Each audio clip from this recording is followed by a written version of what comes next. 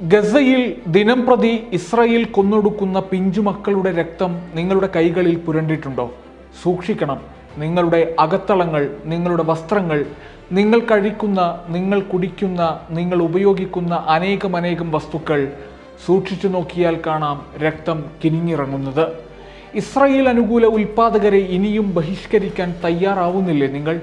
ഖാൻ യൂനിസിനെ പൂർണ്ണമായും തകർത്തെറിഞ്ഞ് അവിടെ അഴുകിത്തുടങ്ങിയ പിഞ്ചു ശരീരങ്ങളെ ചവിട്ടി മെതിക്കുകയാണ് സയനിസ്റ്റ് സൈന്യം.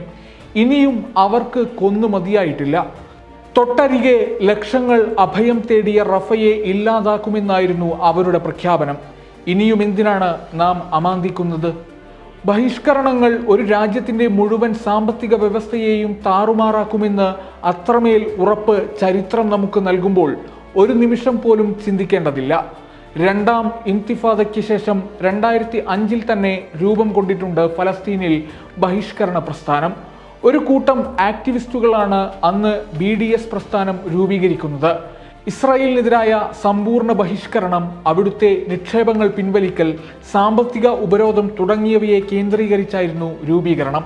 ഫലസ്തീനിലെ സംഘടനകളും കൂട്ടായ്മകളും BDS മൂവ്മെന്റിന്റെ ആഹ്വാനം ഏറ്റെടുത്തു. റാൻഡ് കോർപ്പറേഷൻ 2015 പുറത്തുവിട്ട കണക്ക് പ്രകാരം $15 ബില്യൺ DDP ഇനത്തിൽ ബഹിഷ്കരണ ഫലമായി ഇസ്രായേലിന് നഷ്ടപ്പെട്ടത്. ഇസ്രായേലിനെ പിന്തുണയ്ക്കുന്ന സ്റ്റാർബക്സിന്റെ ഓഹരി വിപണി മൂല്യം കുത്തനെ ഇടിഞ്ഞത് വാർത്തകളിൽ നാം കണ്ടതാണ്. ആഗോളതലത്തിൽ തന്നെ നിക്ഷേപകർക്കിടയിൽ അവരുടെ ഖ്യാതി നഷ്ടമായി. HSBC, ജനറൽ മിൽസ് തുടങ്ങിയ ഒരുപാട് വൻകിട കമ്പനികൾ ഇസ്രായേലിൽ നിന്ന് നിക്ഷേപങ്ങൾ പിൻവലിച്ചു. അയർലൻഡ് സർക്കാർ നിരവധി ഇസ്രായേലി കമ്പനികളിൽ നിന്ന് കോടിക്കണക്കിന് യൂറോയുടെ നിക്ഷേപം പിൻവലിച്ച വാർത്ത കഴിഞ്ഞ ദിവസമാണ് പുറത്തു വന്നത്.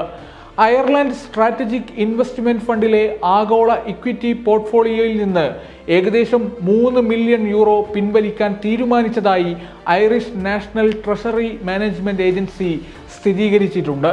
Bank Hapoalim BM, bank Leumi le Israel BM, Israel Discount Bank, Mizrahi Tefahot Bank Limited, First International Bank, Rami ലെവിസിയൻ സ്റ്റോഴ്സ് എന്നീ 6 സ്ഥാപനങ്ങളിലെ ഓഹരി വിറ്റഴിക്കാനാണ് തീരുമാനം. ഇത് ശരിയായ തീരുമാനമാണെന്ന് ഐറിഷ് ധനമന്ത്രി മൈക്കൽ മഗ്രാത്ത് വ്യക്തമാക്കുന്നു. ഈ നിക്ഷേപങ്ങൾ ഏറെ അപകടം പിടിച്ചതാണെന്ന് മനസ്സിലാക്കുന്നു. ഈ നിക്ഷേപങ്ങളുടെ വാണിജ്യ ലക്ഷ്യങ്ങൾ മറ്റു നിക്ഷേപങ്ങളിലൂടെ കൈവരിക്കാനാകും. തീരുമാനം വരുമാഴ്ചകളിൽ എത്രയും വേഗം നടപ്പാക്കുമെന്നും മഗ്രാത്ത് വിശദീകരിക്കുന്നു. ഇസ്രായേലിനെ പിന്തുണയ്ക്കുന്ന ബ്രാൻഡുകൾ അറിയാൻ സഹായിക്കുന്ന വെബ്സൈറ്റ് തന്നെ നിർമ്മിച്ചിട്ടുണ്ട് കാശ്മീരി ഫലസ്തീനി ദമ്പതിമാർ. ഡിസ്ഒക്യുപ്പൈഡ് എന്ന പേരിലാണ് യുണൈറ്റഡ് സ്റ്റേറ്റ്സ് കേന്ദ്രീകരിച്ച് പ്രവർത്തിക്കുന്ന ഫലസ്തീനി വംശജയായ നാദിയയും കാശ്മീരിയായ ഭർത്താവ് ഷെഹസാദും വെബ്സൈറ്റ് പുറത്തിറക്കിയത്. വിവിധ ബ്രാൻഡുകളുടെ പേരുകൾ വെബ്സൈറ്റിൽ സെർച്ച് ചെയ്താൽ അവ ഇസ്രായേലിനെ പിന്തുണയ്ക്കുന്നതാണെങ്കിൽ ഡു നോട്ട് ബൈ എന്നെഴുതി കാണിക്കും. ഒപ്പം അവയ്ക്കു പകരം ഉപയോഗിക്കാൻ പറ്റുന്ന ബ്രാൻഡുകളും പറയും.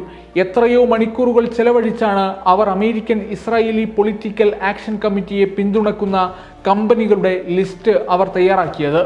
നിങ്ങളുടെ സക്കാത്തിന്റെ വിഹിതം പോലും ഫലസ്തീനിലെ കുഞ്ഞുങ്ങളെ കൊന്നൊടുക്കുന്നതിലേക്ക് എത്തിപ്പെട്ടേക്കാം, അവർ ഓർമ്മിപ്പിക്കുന്നുണ്ട്. സയനിസ്റ്റ് സംഘടനകൾ പ്രാഥമികമായി സ്വകാര്യ മൂലധനം ഉപയോഗിക്കുന്നത് അനധികൃത ഇസ്രായേലി സെറ്റിൽമെന്റുകൾക്ക് വേണ്ടിയാണെന്നും അവർ ലോകത്തെ ഓർമ്മിപ്പിക്കുന്നു. അയർലൻഡ് പാലസ്തീൻ സോളിഡാരിറ്റി ക്യാമ്പയിൻ അതിലൊന്നാണ്. www.ipsc.ie campaign consumer boycott Indian വിപണിയിലുള്ള ഇസ്രായേലി ഉൽപ്പന്നങ്ങളുടെ ലിസ്റ്റും പല സംഘടനകളും കൂട്ടായ്മകളും പുറത്തുവിട്ടിട്ടുണ്ട്. ഒക്ടോബർ 7 ഫലസ്തീൻ വംശഹത്യാ യുദ്ധത്തിന് സയനിസ്റ്റുകൾ തുടക്കമിട്ട ശേഷം ഇത്തരം നിരവധി ബഹിഷ്കരണ ആഹ്വാനങ്ങളുടെ വാർത്തകളും വീഡിയോകളും നിങ്ങൾ കണ്ടിട്ടുണ്ടാവാം. എന്നാൽ അതെല്ലാം ഒരു കാഴ്ചക്കപ്പുറം നിങ്ങളെ സ്പർശിച്ചിട്ടില്ലെങ്കിൽ ഓർക്കുക, നമ്മുടെ വിരൽത്തുമ്പുകളിലുമുണ്ട് ഗസയിലെ കുഞ്ഞുമക്കളുടെ ചോര. അതിനാൽ ഒരു കുഞ്ഞു ചോക്ലേറ്റ് വാങ്ങുമ്പോൾ പോലും ഇനിയെങ്കിലും ഉറപ്പുവരുത്തുക നമ്മുടെ കൈകൾക്ക് ഗസയിലെ പൂമ്പാറ്റ കുഞ്ഞുങ്ങളുടെ ചോരമണമില്ലെന്ന്.